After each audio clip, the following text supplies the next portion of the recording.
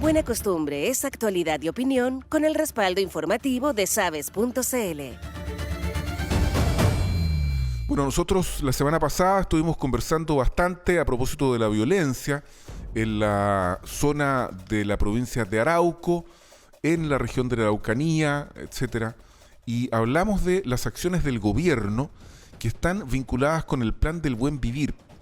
Y yo quiero preguntarle al tiro a nuestro siguiente entrevistado, Humberto Toro, delegado presidencial de la provincia de Arauco, si estos cerca de 100 diálogos con comunidades, delegado Humberto Toro, están o no vinculados con la ejecución del plan del buen vivir, porque nosotros aquí decíamos con María José que se notaba poco, no se sabía en qué se estaba gestionando el plan del buen vivir. ¿Cómo está Humberto? Muy buenos días. Muy buen día, un abrazo acá para ambos. Muchas gracias. Un día un poquito helado y nublado, pero agradable también. Sí, mira, efectivamente a la pregunta tuya, Álvaro, el concepto del buen vivir era un poco lo que nosotros siempre llamábamos la segunda ruta de trabajo que está realizándose en el caso del Cono Sur.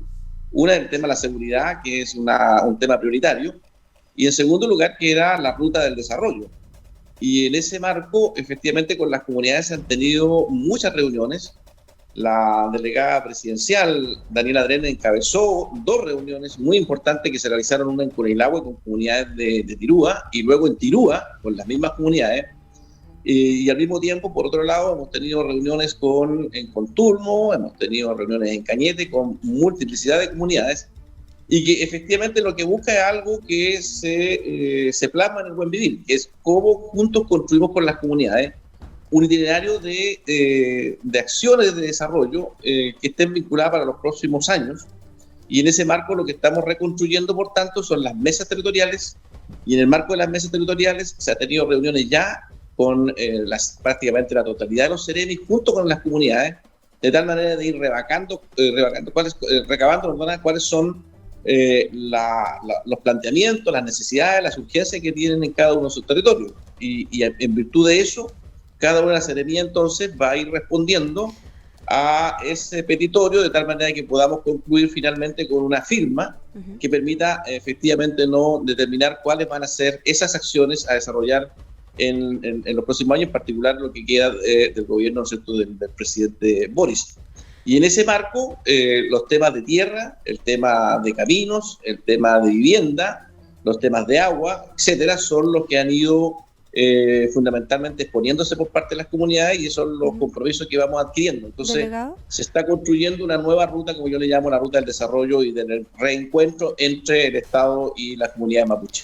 Sí, con respecto a ese diagnóstico que se levanta de estas mesas territoriales con, si no me equivoco, son 100 comunidades, ¿cierto? No, hasta el momento nosotros llevamos una cantidad de reuniones con los presidentes de cada una de las comunidades en esa cifra, pero evidentemente que son más comunidades que en el transcurso de las próximas semanas iremos desarrollando esos encuentros. No, pero María José se refería a que hasta el minuto van 100 aproximadamente reuniones. Hasta el momento aproximadamente son 100 con las comunidades con las cuales estamos trabajando ya en la articulación de mesas territoriales y al mismo tiempo, como te digo, del levantamiento de cuáles son las urgencias o cuáles son los temas que las comunidades quieren que se desarrollen. Y ahí se ha identificado que estas comunidades que llevan hasta el momento, que aproximadamente son 100, ha señalado que quieren volver a tener caminos regulares y óptimos para transitar. Eso usted lo dijo en la nota de Sabes.cl. ¿Esto podría determinar alguna acción del gobierno, como por ejemplo tener presencia militar no solamente en las rutas principales, sino que en los caminos interiores, que es donde generalmente se producen los hechos de violencia? Lo que hemos dicho constantemente es que para tener otro tipo de acción en el territorio vinculado a la seguridad pública, y eso está vinculado a la seguridad pública, tiene que ver con los tiempos de reacción, tiene que ver con mejor inteligencia, de tal manera que eso es hoy lo que el gobierno está haciendo, que es dotar a Carabineros de mejor equipamiento, de mejores herramientas para poder tener esos tiempos de reacción bastante más rápido. Y en segundo lugar también en el marco de dotar de inteligencia y de información lo que se está trabajando en la ruta 160, que permite dotar de infraestructura, equipamiento, digamos, para la vigilancia. Y al mismo tiempo se está trabajando en lo que se construyó hace unas semanas atrás acá en Concepción, el Consejo Regional, ¿no?, contra el Crimen Organizado, de tal manera entonces de poner a todos los estamentos del Estado y que están de alguna u otra manera involucrados en la búsqueda de solución a este problema que tenemos en el Cono Sur, que vaya articulando, por lo tanto, no las políticas que permitan enfrentar efectivamente la seguridad de manera mucho más potente y entre todos como Estado la situación que se vive en el Cono Sur. Oiga, delegado Humberto Toro, hoy día comienza a las 7 de la tarde a sesionar la comisión investigadora por el robo de la madera que preside el diputado Eric Aedo. ¿Qué importancia le asigna el gobierno, sin que esto signifique entrometerse en la esfera de otro poder del Estado, pero hay una opinión política que uno podría tener respecto de la trascendencia que habría en esta comisión que va a investigar el robo de madera? ¿Qué importancia le asigna, delegado, el gobierno a esta comisión? Bueno, nosotros lo hemos dicho muy clara y enfáticamente. El tema del robo de la madera es un negocio sumamente lucrativo que no solamente está enriqueciendo a un sector de la sociedad, digamos, que en función del ilícito se está, ¿no?, generando además los problemas de violencia en el territorio, y que a mi juicio tergiversa la legítima causa mapuche.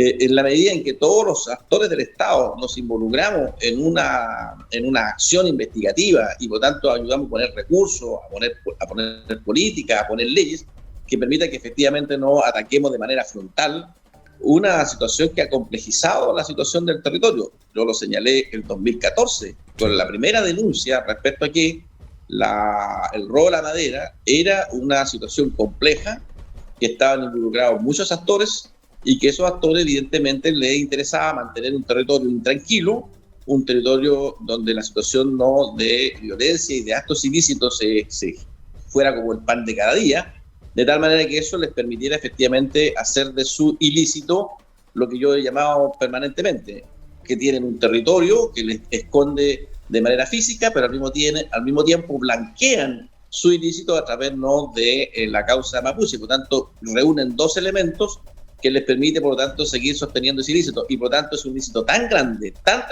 transversal, de tal dimensión, vertical y horizontalmente, que requiere efectivamente que el Estado lo ataquemos de manera frontal. Es por eso que en el Consejo Regional, uno de los temas a abordar en el tema de lo que significa la situación, ¿no?, de delincuencia es precisamente el robo de la madera. Oye, o sea, aquí nosotros podríamos concordar, porque yo lo he afirmado varias veces, que aquí podría estar la madre del cordero, utilizando una expresión chilena, digamos, si es que se logra desenredar esta madeja, que algunos cifran en $100 millones anuales, el robo de madera. ¿Quién está comprando toda esta madera que es robada? ¿Podría estar en la madre del cordero, delegado? Comparto contigo, puede estar la madre del cordero, como te digo, por eso que en la organización del crimen organizado a nivel regional, en el caso de la región, el Consejo Regional, uno de los temas centrales que se está trabajando es precisamente el robo de la madera, porque evidentemente en los últimos años, desde que iniciamos fuertemente la denuncia, que era un secreto a voces, pero que la impresión es que nadie lo abordaba, es que efectivamente yo he sido sumamente tajante y el gobierno del presidente Boric ha sido también sumamente claro y respecto a este tema, que tenemos que enfrentar esta dimensión del robo de la madera, que, como te digo, es ya absolutamente un crimen organizado que genera no solamente los recursos que tú señalas, sino que además, ¿no?, ¿qué pasa con esos recursos? Esos recursos también permiten quizás comprar armas, quizás sostener, digamos, a estos grupos que atacan violentamente el territorio, descubrir exactamente cuáles los actores que están involucrados de manera vertical y horizontal, y por tanto, como bien se dice, caiga quien caiga, la provincia de Arauco requiere que efectivamente este tema lo enfrentemos de manera frontal, si no la situación del territorio va a ser mucho más compleja. Por eso es que es un tema central y esperamos atacarlo, como te digo, muy, muy, muy frontal. Estamos conversando con el delegado presidencial provincial de Arauco, Humberto Toro. Delegado, la semana pasada el subsecretario Manuel Monsalve estuvo aquí en Concepción e hizo algunos anuncios vinculados con la Ruta 5, la ruta concesionada, para el aumento de las medidas de seguridad, con la instalación de más cámaras, de más pórticos y de otros asuntos que favorezcan la implementación de la seguridad en la Ruta 5. ¿Qué es lo que pasa con la 160, que también es concesionada, pero con rutas que son fiscales, que no son concesionadas, como la P72 y la P60? ¿Va a incrementarse también la seguridad en estas rutas que no son concesionadas? En la zona suya, digamos. Sí, en particular lo que está hoy día trabajándose es con la empresa concesionaria en respecto, digamos, a lo que es la ruta 160. En el caso de las otras dos rutas, hasta el momento está bajo también el apoyo, ¿no es cierto?, de las Fuerzas Armadas, en este caso de la Marina, que está instalada en ese sector junto con Carabineros. La ruta P60R, que es la ruta que está entre Cañete y Contulmo, es una ruta que está nuevamente poniéndose en discusión el proyecto que hay ahí, ¿no es cierto?, de tercera vía, que permite efectivamente generar también quizás una ruta con mayor seguridad, no solamente desde el punto de vista de tener dos vías, sino que además garantice con una tercera vía la posibilidad, ¿no?, de poner algunas herramientas también de seguridad como la que tú señalas. Y esperamos, digamos, trabajar con eso. Ya estamos con Obras Públicas reactualizando el proyecto, que haya quedado un poco detenido en el periodo pasado, y también en el caso de la ruta que une Cañete con Tirúa, se están también ahí esbozando algunas iniciativas que permitan mejorar la seguridad de esos lugares que no están concesionados y que son rutas, como tú bien señalas, fiscales. Delegado, ¿cuándo vamos a tener noticias sobre el resultado de estas mesas territoriales de una forma más amplia, quizás con la vocería quizás de la propia ministra? ¿Cuándo vamos a tener noticias al respecto para tener un diagnóstico definitivo? Y la otra pregunta es si estas comunidades o alguna de estas comunidades, o qué pasa cuando estas comunidades están relacionadas, por ejemplo, con la CAM. Sabemos que si bien la madre del cordero, como analizábamos recientemente, puede ser el robo de madera, pero también hay una arista que es la reivindicación política de forma armada, de forma violenta. Eso ha sido explicitado por la CAM en específico, y también hay otras comunidades que se relacionan con ella. ¿Cómo es el trabajo ahí de diálogo, si es que lo ha podido ejecutar o si estas comunidades quedan relegadas de este proceso que están llevando a cabo? Te agradezco la pregunta porque efectivamente es muy importante aclarar el concepto. Las comunidades no pertenecen a la CAM ni a ningún organismo, digamos, de los que hoy día se atribuyen hechos de violencia en el territorio, como comunidades. Otra cosa es que al interior de algunas comunidades, como pasa en cualquier tipo de sociedad, no existan algunos actores que se involucran con la CAM o con la UAN o con el RML, digamos, que son los grupos que han estado generando algún tipo de acción en el territorio. Por tanto, separar el concepto de que las comunidades no están participando de ese tipo de actividades. Respecto a la otra pregunta que tiene que ver, ¿cuándo vamos a ver ya algunas señales, ¿no es cierto?, desde el punto de vista de desarticulación y de lo que vamos a ir desarrollando? Ya la verdad es que, por ejemplo, en el marco de la compra de tierras, nosotros ya se tiene un catastro más o menos de 50 comunidades que tienen aplicabilidad, es decir, que es posible iniciar el proceso de compra de tierras.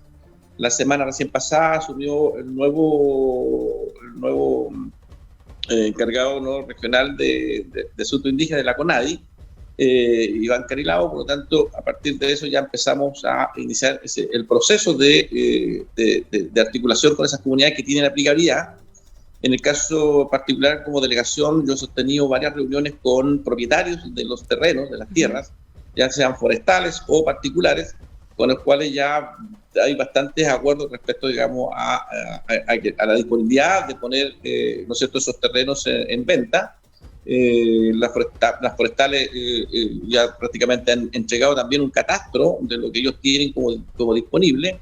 Y algunos particulares con los cuales hemos tenido algunas reuniones han sido bastante ya también claros respecto a también a poner en venta algunos de esos predios. Y eso va a permitir iniciar un proceso bastante interesante desde el punto de vista de compra. Sí, delegado, la última pregunta, Álvaro, disculpa.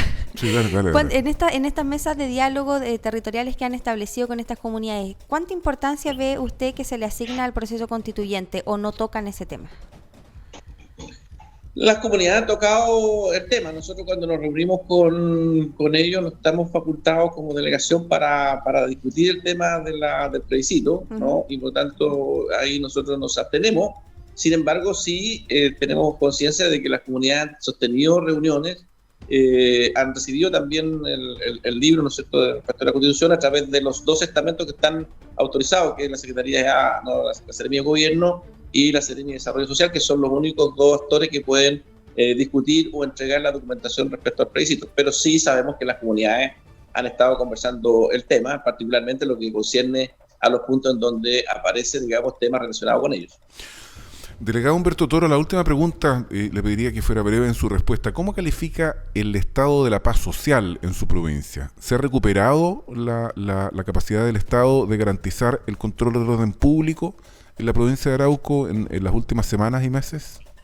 Si uno revisa las cifras, la verdad es que pensamos que hemos ido avanzando en mejorar ese estado de paz. En algunas rutas donde teníamos muchos robos de vehículos hemos disminuido significativamente ese tipo de delito. Hemos también ido encontrando caminos de reencuentro con muchas comunidades en base, digamos, también ellos a generar una acción de paz al interior de sus territorios, articulándose en función, como te digo, de las medidas de las políticas de desarrollo que estamos implementando, y eso creo que va a ayudar significativamente paso a paso a ir reconstruyendo la paz. Y por otro lado, con las otras organizaciones que no son comunidades mapuche, como el campesinado, como son la gente de los actores del fomento productivo que están vinculados al turismo, etcétera, también hemos ido articulando, y es posible que en las próximas semanas tengamos algunos encuentros bastante más masivos que permita efectivamente encontrar juntos un camino de desarrollo del territorio y al mismo tiempo un camino de paz. Seguiremos pendientes entonces a todo este trabajo que está realizando el delegado presidencial provincial en Arauco, Humberto Toro, a quien agradecemos mucho esta comunicación de inicio de semana. Que sea esta buena, delegado. ¿Ah? Sí. Gracias, te lo agradezco. Un abrazo a usted. Muchas gracias, delegado. Buena jornada. Buena semana. Muchas gracias. 3 minutos faltan para las 8 de la mañana. La conversación con Humberto Toro, delegado presidencial provincial en Arauco. Y quien está encabezando el proceso de diálogo también con las comunidades. Él lo reinstaló, ¿no? Yo diría que fue una gestión bastante personal, habría que decirlo, pero bueno, ya veremos cómo evoluciona todo esto. A 2 minutos de las 8 de la mañana, seguimos aquí en Buena Costumbre.